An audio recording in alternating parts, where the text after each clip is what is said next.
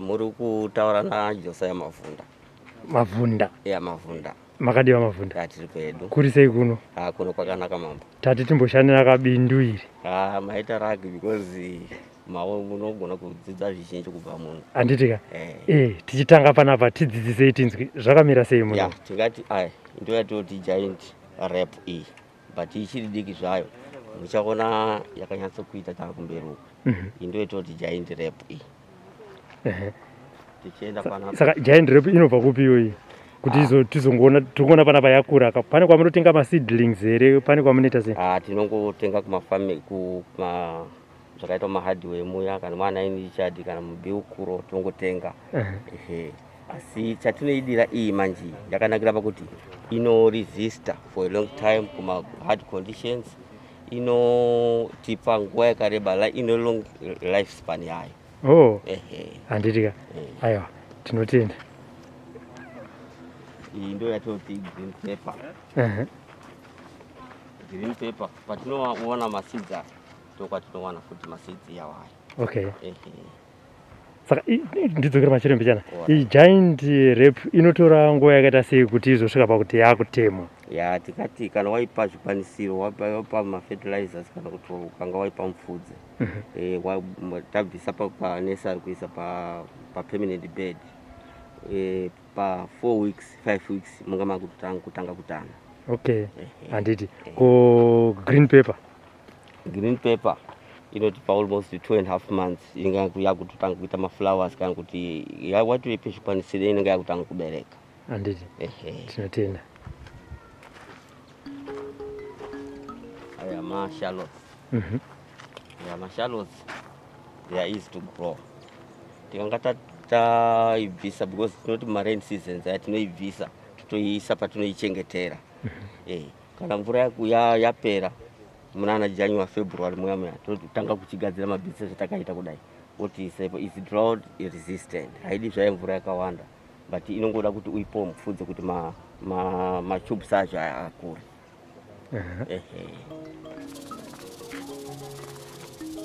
Aya tomatoes. This is 9 series. It's 9009. Ndo type ye domasi redu iri. Domasi redu iri parakanakira. Munokurumidza kuri harvester. Tichiti nokurumidza kuri harvester pa 3 months 2.5 months munenge makutotanga kuona amwe maakutotanga kuibva. Anodo mafertilizer nemanyowa zvakaita sei? Tingatoti kana pakutanga kana muchida kushandisa mafertilizer munoisa D or compound C. Mabva ipapo motodzvara. Pamunotanga kuisa makomba munoda kudzvara munotanga madiridza fertilizer iyoyo. Maidiridza kuti inyunguduke. Mopedza mozotora maseedlings moisa imomo. Mapedza kudaro ndipo munotanga kuzotupa kana muine fertilizer motoshandisa muine manure motoshandisa manure. Nzvimbo yenyu yakakura zvakaita sei? Tichifamba zvedu tichienda kune mumwe muriwo. It's like a hectare. As you can see. Saka vanhu vanotenga ndeve vanosenza pakambani here kana kutiwo vanhuwo zvavo vanobva kunharaunda dzakasiyana siyana? Ngevanobva kunharaunda dzakasiyana siyana, but Green Fuel ikambani inotisapota. Ndokwatakaona project but inotisapota chaizvo. Inotenga in bulk. Haitenderi kuti zvinhu zvedu zvisakatikire zviri muno. Tine maindividual anobva mucompound anogona kutitengera, but Green Fuel inotisapota.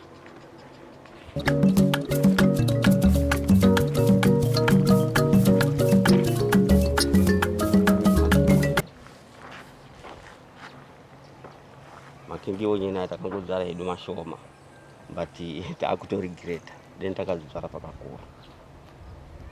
Sei maakuregreta? Zvabuda zvakanaka. Zvabuda zvakanaka. Handiti? Aiwa, ndopoka mwakaonotera mune dzakawanda. Matomatoes asi asiyana neataona pekutanga here? Asiyana. Uyu aya madiki aya. Madiki nevariety. Star series, 9 series. Star 009 again. Ine pundutso nofunga munozoona mahybrids aya kana maipa zvikwanisiro zvayo.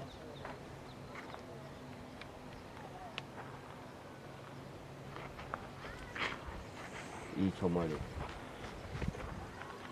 very drought resistant. Okay. If you can see unogona kusatoidiriza muriwo uyu ukaona uchiratidza kuti is resistant to hard times. Oh. Saka munozouchinja kana wakura zvakaita kana kuti paita mwedzi mingani? Atingatoti 4 to 5 manzi munogona kuva muina ndopa wakanakira uyu wakati kufanana neuyu kwatiri kuenda kumberi uko iwo uwo ndogona kuita gore rese muinawo. Okay.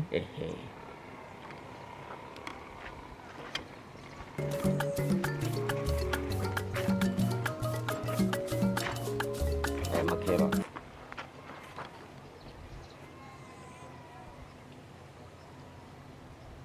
4 to 5 months anenge atoita zvakanaka mutotanga kuti harvest kana adai handingokona kuti kutanga kuharvesta chibva kunoko kutoti zvisangova zviri haphazardly pakuharvesta kwedu toka tichingopa tichingodzura tichitengesa taonawo mabhaisi tichingotengesa tichingoenda kusvika tabuda toziva kuti roita todini tatopedza nayo tototanga zvitsva. Saka panapa munoshanda muri vanhu vangani? Tiri 5. 5 ya vakapinda sei muproject iyoyi? Ya vaitarisa mararamire atiri kuita ndo criteria ishandiswa kuti apa shuwa une vana vake une mhuri yake but haasi kunyatsa kurarama upenyu kunoshuwira. Saka tauya munomu zvinhu zvatibatsira chaizvo. Vanhu vamuri kuona mukatarisa matumbu ava vanoratidza kuti vanodya vechiguta. Takukwanisa kuendesawo vana vedu kuchikoro. Zvatinoshuwira muupenyu tiri kuzviwana ngeprojekti iyi yamuri kutoona iyoyi. Saka toti green field kwatiri ndibaba vabereki vedu. Mati muri 5 madzimai mangani uye varume vangani? Murume ndiri 1 madzimai 4. Madzimai enyere kana kuti madzimai emunharaunda? Munharaunda. Saka tataiwaka matirega ndishandire bandika rangu panapa. Handiti? Aiwa zvinokudzwa. Handiti? Saka ndikuona pane mamirwe nemazera akasiyana siyana munenge muchizvifambisa sei? Kana tichibva kunoko ndimuri kuona kuti kunoko muhombe mbichana ipapo inogona ivhu ndo rinogona kuvata tonoko kuri identify kuti ivhu riri panapa harisina chikafu chakanaka inofunga mukatarisa pakati apo asi mukaenda kwekupedzisira munotoona kuti zvinhu zvakanaka. Chinhu chakaitika ngechekuti parain season mvura yaipinda muground yakakwanisa kupinda nepasi pemudhuri wamuri kuona ndokubva yapita muno. Saka yakada kuti affecta pakuti manutrients edu akada kutitiza but zvakatijuma because last year toba takatanga project. Saka last year hatina kumboona dambudziko rakafanana neyi but this year tatodzidza ipapo kuti takutoisa imweni plant ipapo tinofanira kuva tichiise mafertilizers kana manure yakawanda. Mvura yekudiridza munoiwana kupi?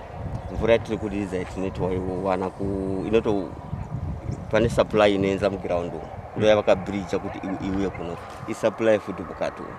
Saka tina matap 1 2 but tikuda kuti tive neamwe 2 panapa pakati panapa ndo maproposals avusedu. Kana muchishanda nazo kuti munoshanda muri 5 munoita zvemajuti munoyamese makuseni mobva maenda kumba here munozvifambisa sei? Ya tinokutora sekubasa tinotoya muno every day tinotoswera tiri muno. Tingakuzosiyana pakuti umwe woti no ngandiende kotora chakati chanakanga nokomba ndiwo mungatosvika asiri muno but tinotomuka tichitoya pabasa every day. Okay. Hatina fertilizer takashandisa muno takatoshandisa manure but as you can see izvozvezvika nyangwe isusuka muupenyu umwe naumwe uri munhu watodzidza kuti raramo iri yapa kurima. Saka tichiti green field ngairambe ine mwoyo wakatiitira kuti ngatisarudze ava vanoita sekuti vari kutambudzika tovatora tovapa project vakwanise kuraramise mhuri dzavo. Vana vedu takubhadhara nenguva kuchikoro chikafu chokudya tinacho. Saka izvozvo tinozvishuwira kuti tichagara takabatanawo nayo kana yaitawo dambudziko rekuti woti no tinode zvakati nyangwe kuti muri toona kuti takatana green field titole muriwo zvinani tisiye mwoyo chete but tichiti tiri kupa mubereki wedu wakati pa project.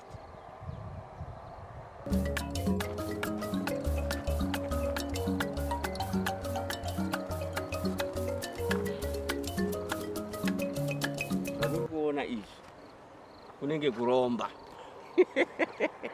Takutoshuvira mapurazi. Iyi ndo yatinoti giant cohort. Ine life span kana ye 2 years kana 3 years. Pa level yari up yani 8 months. Saka nyangwe tikaurega muriwo uyu togona kuita kana 3 years tinawo.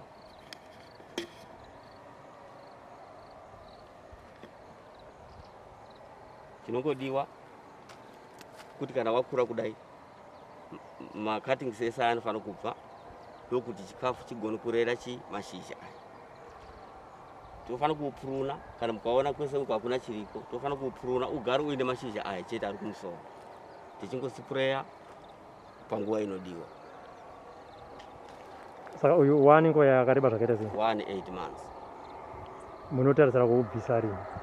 Uyu tinotarisa kuubvisa muna January next year. Takutanga zvitsva. Tatopfuura murain season.